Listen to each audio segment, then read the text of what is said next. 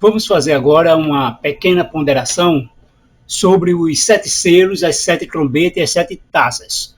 Como esses 3 eventos se relacionam e como eles se entrelaçam. É claro que existem várias opiniões, várias interpretações diferentes sobre os 7 selos, as trombetas e as taças, além também do tempo do acontecimento de cada um. Existem interpretações diferentes. Nós queremos apresentar aqui uma interpretação lógica e precisa desses acontecimentos que não podem ocorrer ainda, não são acontecimentos ainda futuros. Na verdade, o futuro mesmo só as taças e os eventos que estão no seu final. Mas as 7 trombetas, nós estamos na 7ª, né? O selo já se cumpriram, podemos dizer assim, mesmo que ele se repita, alguns eventos se repetem.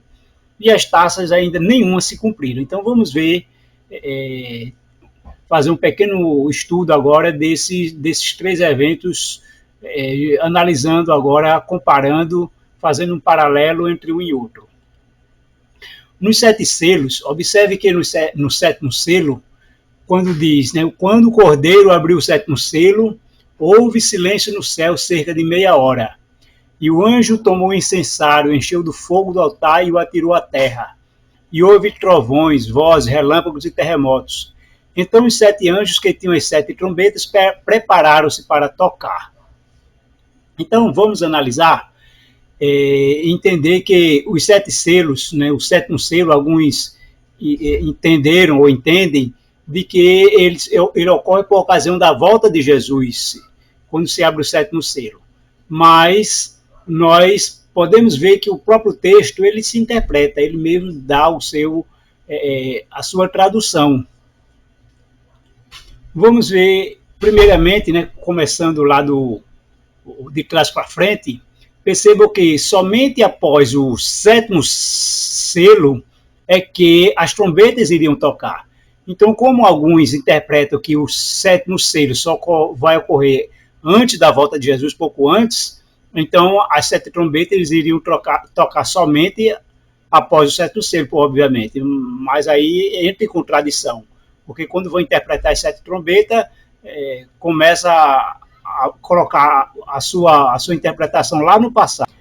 Então, para que as trombetas tenham ocorrido lá no passado, iniciado lá no Império Romano, então o 7º selo teve que ser aberto também por esse período. E observe que nas trombetas e também nas taças, fala de que houve trovões, vozes, relâmpagos e terremotos.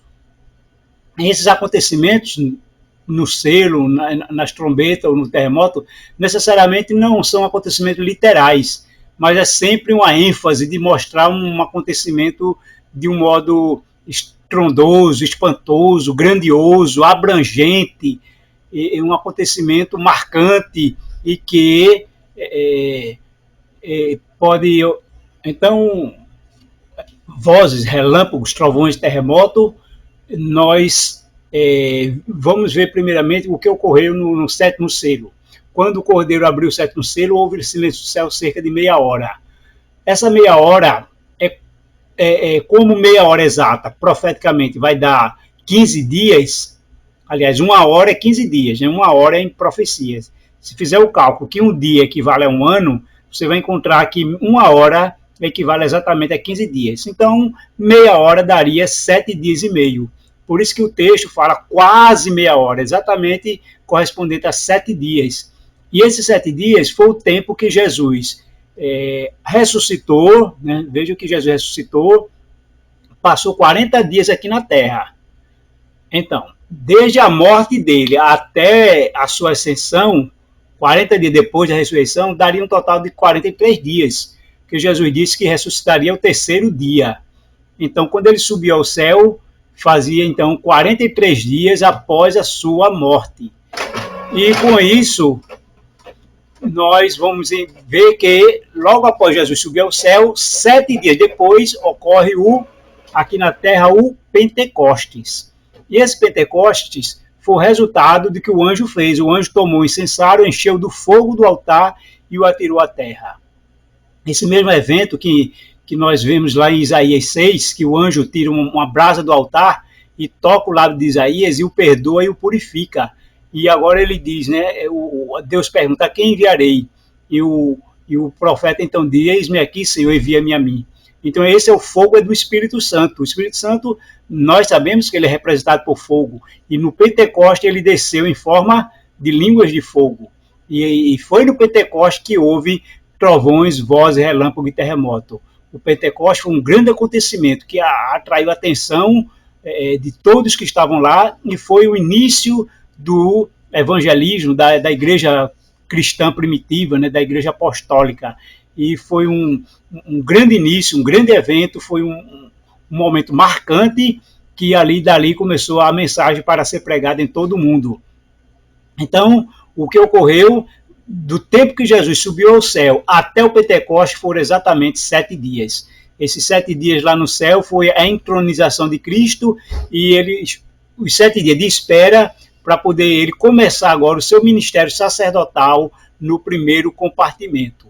Então, os selos, na medida que eles eram abertos, eles não eram cumpridos, eles apenas eram lidos. Por isso que cada selo foi se quebrando na sequência, mas o próximo selo não teria que esperar que o anterior acontecesse ou realizasse o evento descrito. Na verdade, o selo ele era lido antes, ele precisava ser lido como diante das testemunhas e só depois ele começaria o seu cumprimento. Então, os 7 selos foram quebrados e só após o 7º selo, então, agora começou os eventos do cumprimento a partir do primeiro selo, que o primeiro selo nós vimos está relacionado ao Império Romano, ao seu período da paz romana e ao mesmo tempo também do início da evangelização, da pregação do evangelho aqui no mundo.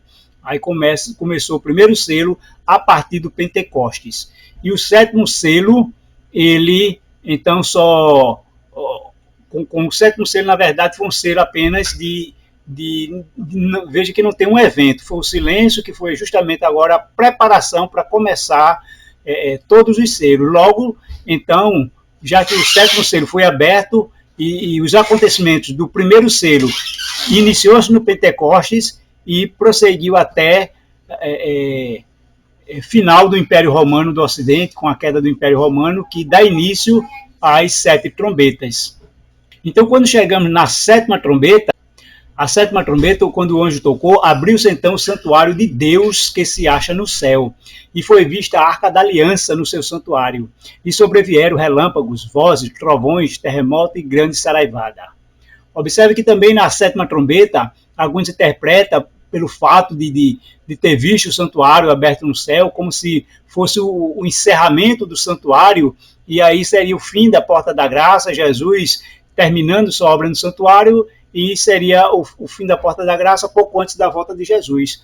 Não faz sentido que essa interpretação seja a mesma também dos 7 selos, e que também seria a mesma das 7 taças, como se tivesse que ocorrer os 3 de uma vez só. Mas observe que quando o anjo tocou a 7ª trombeta, abriu-se então o santuário de Deus que se acha no céu, e foi vista a arca da aliança no seu santuário. Observe que a arca da aliança, ela está no 2º compartimento, no lugar santíssimo. Então, essa parte que foi aberta no santuário foi o Santo dos Santos, que foi aberta uma vez que viu a arca que estava lá dentro. O que é o objetivo? Óbvio que exatamente foi Cristo terminou o seu ministério no primeiro compartimento, que ele começou no Pentecostes, e agora ele passa agora do lugar santo para o Santíssimo, conforme está lá em Daniel 7, quando Jesus se dirige ao ancião de dias. A visão que Daniel tem do Filho do Homem nas nuvens, mas não é vindo à terra, mas é a sua passagem, que ele se dirige a Deus. Deus está, o lugar de Deus, o trono de Deus é no lugar, no Santo dos Santos. Logo, Cristo, nessa ocasião da 7ª trombeta, ele passa do lugar santo para o Santíssimo. Ele começa agora o seu ministério como sumo sacerdote, começa então o juízo investigativo, dá-se início ao julgamento lá no céu. E por isso que, ao sobreviver relâmpagos, vozes, trovões, terremoto e grande saraivada, isso expressa que também foi um acontecimento marcante, porque aqui na Terra foi o momento que se estava pregando a volta de Jesus. Foi um momento em que o mundo inteiro passou a se preparar para a volta de Jesus. Guilherme Miller interpretou essa passagem de Cristo do lugar santo para o Santíssimo como se ele viesse à Terra, né, conforme lá em Daniel, vindo o Filho do Homem vindo nas nuvens, mas o detalhe lá é que ele se dirigia ao Ancião de Dias, ou seja, a Deus no seu santuário, lá no lugar santíssimo, no trono de Deus, e não à Terra.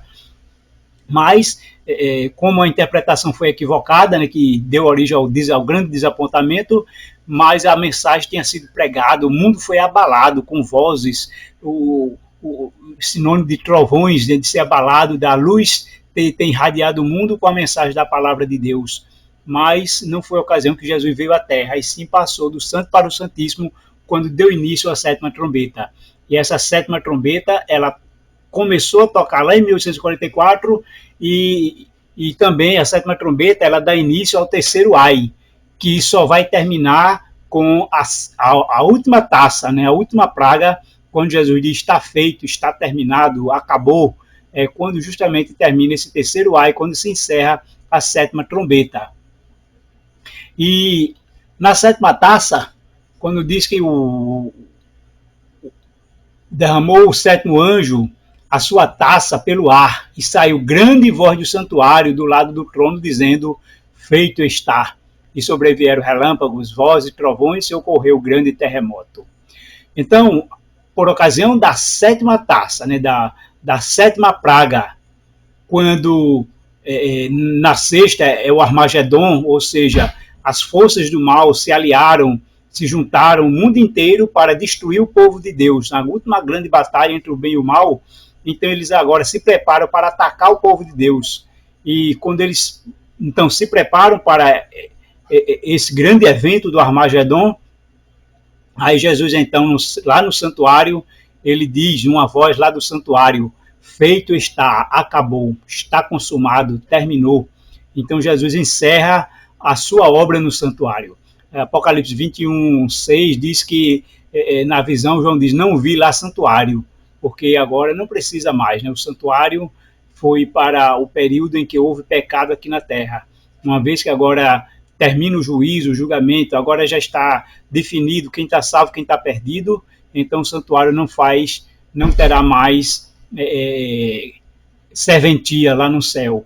E é por isso que agora esses relâmpagos, vozes de trovões e grandes terremotos, eles têm agora uma aplicação até mesmo literal, porque ou pode também não ter, porque aqui na Terra vai estar uma grande agitação, nessa grande batalha do Armagedon, grandes acontecimentos, grandes eventos abalando o mundo, mas literalmente ocorrerá um grande terremoto, porque com a sétima praga vai cair pedras do céu de quase 40 quilos para impedir que os ímpios, né, avance e dê conta, né, dê cabo do povo de Deus. Deus vai intervir com grandes relâmpagos, trovões, grande terremoto e pedras grandes que vão cair do céu sobre os ímpios nessa sétima praga.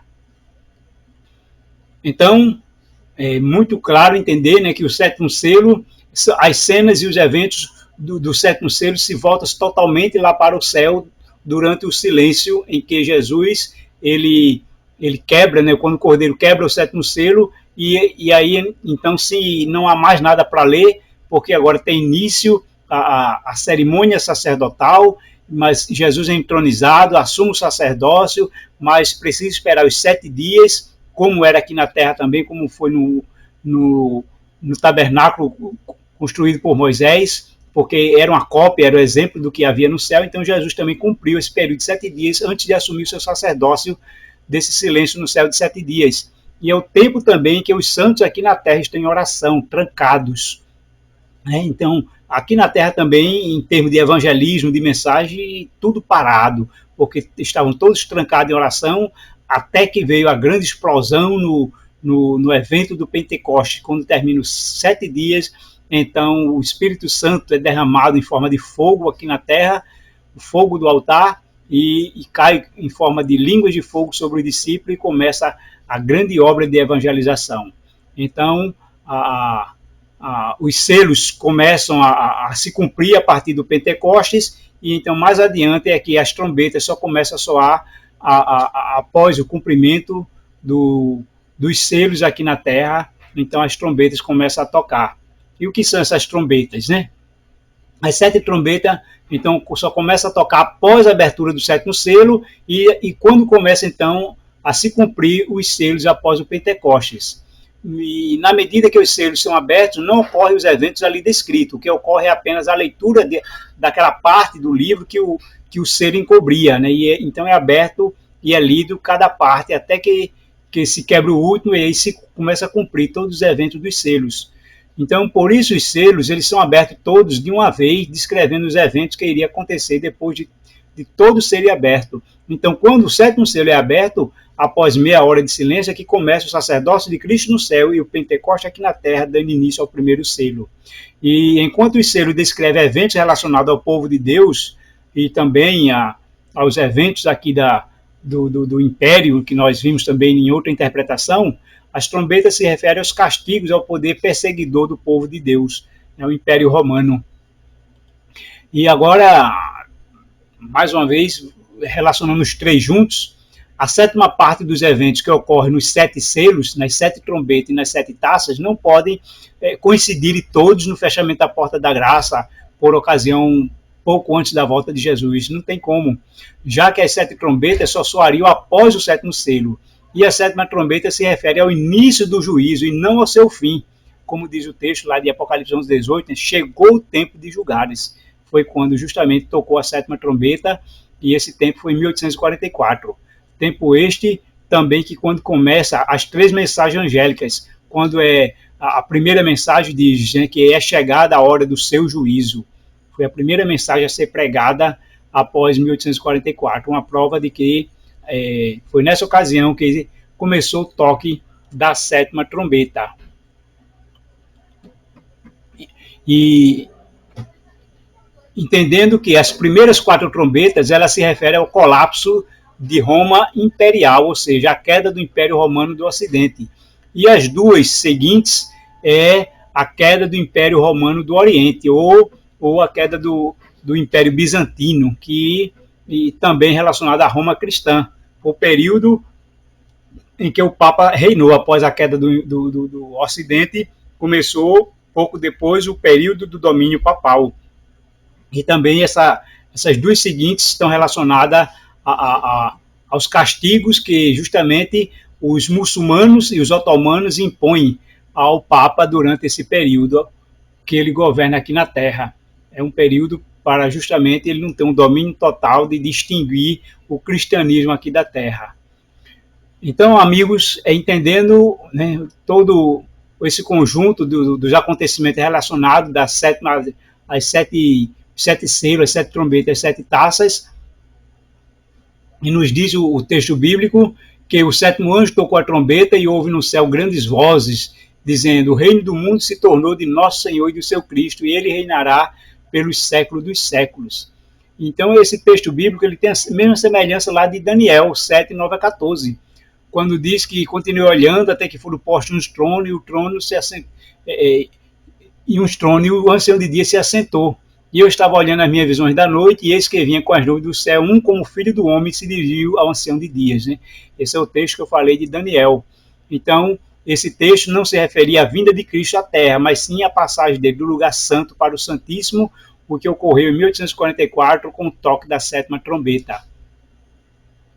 E por isso que o texto de Apocalipse diz, né, que chegou o tempo determinado para serem julgados os mortos, por ocasião desse toque da 7ª trombeta.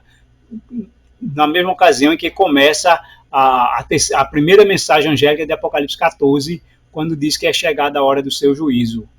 Logo, podemos ver que nessa ocasião do toque da 7ª trombeta começa um juízo investigativo, e justamente esse juízo ele se encerra quando ocorre o fechamento da porta da graça, ou seja, quando não há mais agora mais perdão, mais salvação, porque terminou a obra de intercessão de Cristo no céu.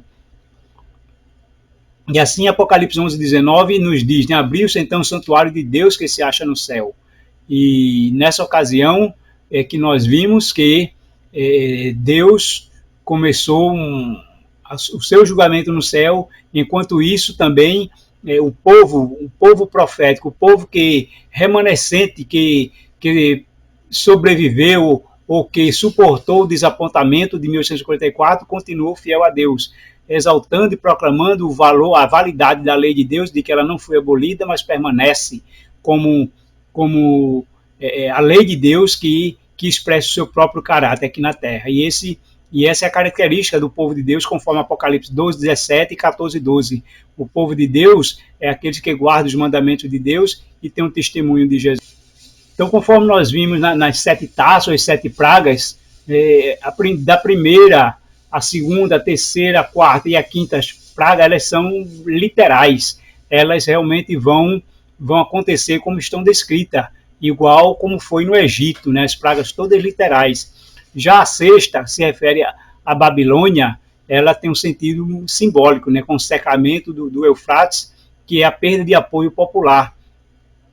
Mas a sétima, como já é o fechamento da porta da graça, o encerramento da obra de Cristo no santuário, então os acontecimentos aqui se referem à vinda de Jesus com fogo, trovões e terremotos, o que pode ser um acontecimento também literal.